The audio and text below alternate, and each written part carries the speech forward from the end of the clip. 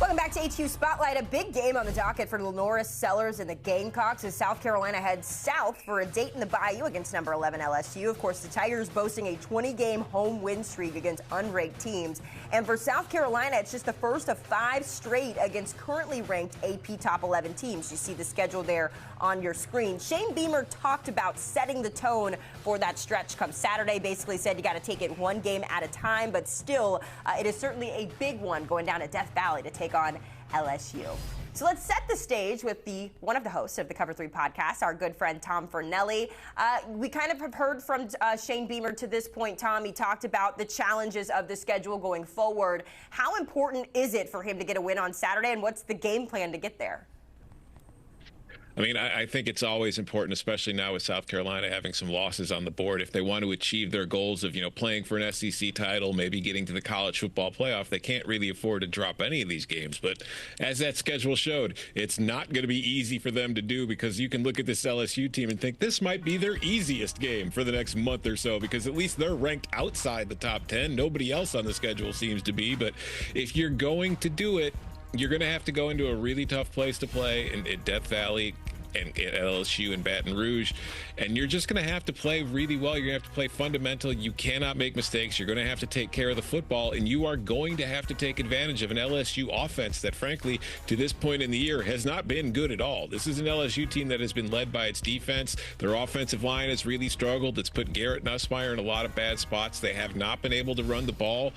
Do not be the team that helps LSU figure it out, or else you're going to end up losing, and you're going to be in a real tough spot with the games you still have to come. Yeah, they are still one of the top teams in the conference, despite all the narratives and the noise out there. I do kind of want to talk about a player to watch in this one, because we know South Carolina is coming off of that win against Kentucky. Dylan Stewart had a sack in that game, but it's kind of been up and down for Stewart this season, right? He had the incident post-Missouri where Shane Beamer had to chase him down to come stand with his teammates after the alma mater, during the alma mater after a loss.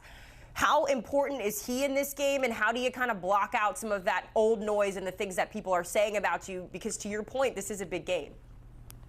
Yeah, this is a massive game for him, because this is also just a great matchup. Now, if you look at his stats on the year, overall, he's got 7 tackles for loss, 3.5 sacks, 5 hurries. He's forced 2 fumbles. He's on pace to have a season similar to what he had last year. The problem was you were hoping that he would grow on that, because he was a freshman last season. You were hoping him to take a step forward, and we haven't really seen that. We see the same player who, again, very good player, but you'd kind of like him to be elite, and he hasn't shown that this year.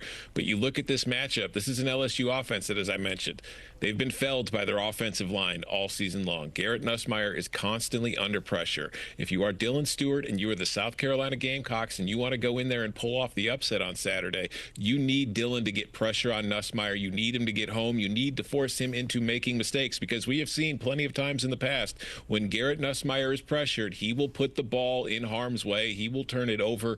Dylan Stewart needs to be the guy that's driving that and putting that pressure on Nussmeier to help that offense, because the South Carolina offense has been playing better in recent weeks, but this LSU defense is very good. So if you can give them some short fields instead of forcing them to march 75, 60 yards to get a touchdown, it would be a huge boost. Stewart with 3.5 sacks on the season. He's also got 2 forced fumbles and 10 solo tackles on the year. Let's go to the other side, where LSU, as we know, was on the losing side of a matchup against Lane Kiffin's Ole Miss. Tom, what's the biggest thing you need to see in a bounce-back game for the Tigers this week?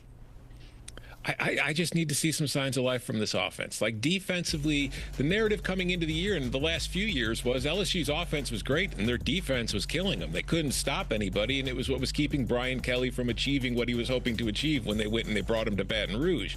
This year, it's completely turned around. The defense, the moves they made in the transfer portal to add to their secondary have been phenomenal. They are all hitting. This defense has been fantastic. It's just they have not been able to replace the guys they lost on their offensive line, and it is kind of sinking this team. Their record is very good. It's just, if you watch how they play, they don't look nearly as good as that 4-1 record suggests. And you see that win against Clemson. It felt like a lot bigger deal at the time before Clemson started losing to everybody else on its schedule. So I need to see this offense get its act together and take a step forward. I need to see this offensive line start blocking and giving Garrett Nussmeier time, because Garrett Nussmeier came into the season talked about as one of the best quarterbacks in the country, a possible #1 pick in the NFL draft.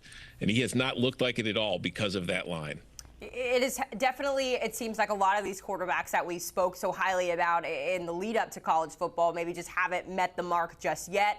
They have been missing a few key players, so it is good news for this offense, Tom. Wide receiver Aaron Anderson is expected to play after suffering a right elbow strain in that game against Ole Miss. He leads LSU in receiving yards this season. How much different do you expect Garrett Nussmeier to be with him on the field?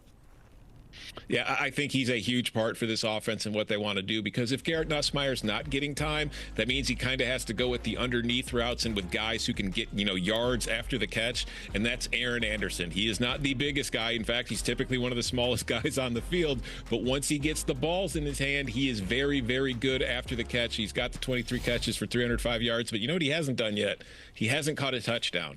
What better time than now for Aaron Anderson to finally find the end zone for this LSU offense? It would be fun under the lights, 7:45 Eastern time in Death Valley. Tom, give us your winning play.